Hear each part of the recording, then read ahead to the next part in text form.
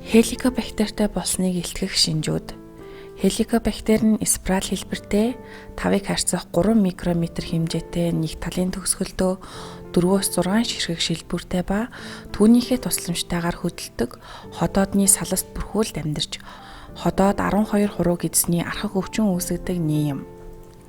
Хоол боловсруулах ферментүүд болон давсны хүчил агуулсан ходоодны шүүс нь хоол тэжээлийг боловсруулахаас гадна хоол боловсруулах замд орж ирсэн нэн устгадаг.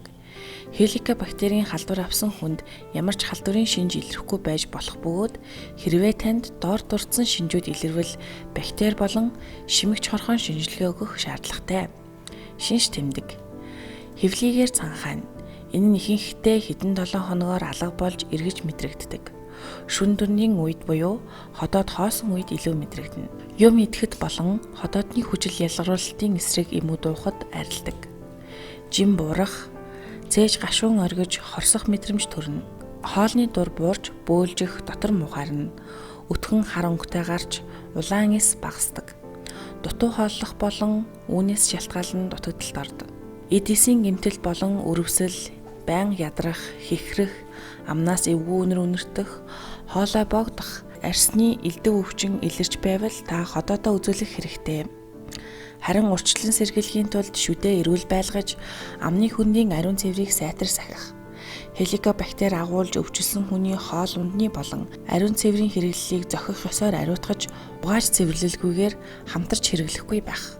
Дууруулах ундаа тамхи хийжүүлсэн ундаанаас татгалзах хэрэгтэй. Ялангуяа тамхи татсаар байх юм бол хичнээн үр дүнтэй эм бэлтгэлийг хэрэглээж өвчин ангаагдахгүй хэвээр үргэлжлэнэ.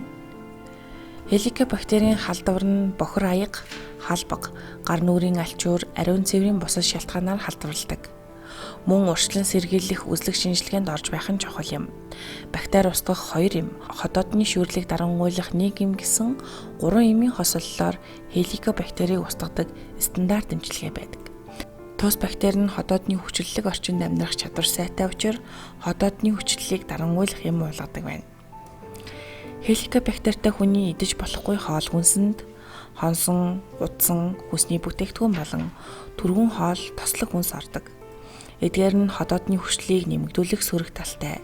Ихэнх хүмүүс гурилан бүтээгдэхүүнийг өдөр тутмын амьдралдаа тогтмол хэрэглэсээр зуршил болсон. Эдгээр нь хүний биед шаардлагагүй бүтээгдэхүүн гэж үздэг. Хэрэв үр тариа гурилан бүтээгдэхүүнээс 60 хоногийн турш татгалзаж чадвал хеликобактер тодорхой хэмжээгээр буурдаг байна. Кофеин агуулсан хүнс. Бүх төрлийн кофе хоол боловсруулах эрхтэнд цөргөөр нөлөөлдөг. Кофенд дурлагч ихэнх хүмүүс ходоод гэдэс хоол боловсруулах замын ямар нэг өвчлөлтэй байдгийг судалгаагаар тогтоожээ. Тиймээс яг одооноос буруу зуршлаасаа татгалзах хэрэгтэй. Шар буурцаг. Буурцагт агуулгаддаг их хэмжээний уураг нь хүний эрүүл мэндэд цөрөг нөлөө үзүүлдэг. Зөвхөн буурцаг төдийгүй үнэний сүнд агуулгаддаг шүлт нь ходоодон дах хүчлийн хэмжээг нэмэгдүүлдгээрээ сөрөг талтай юм.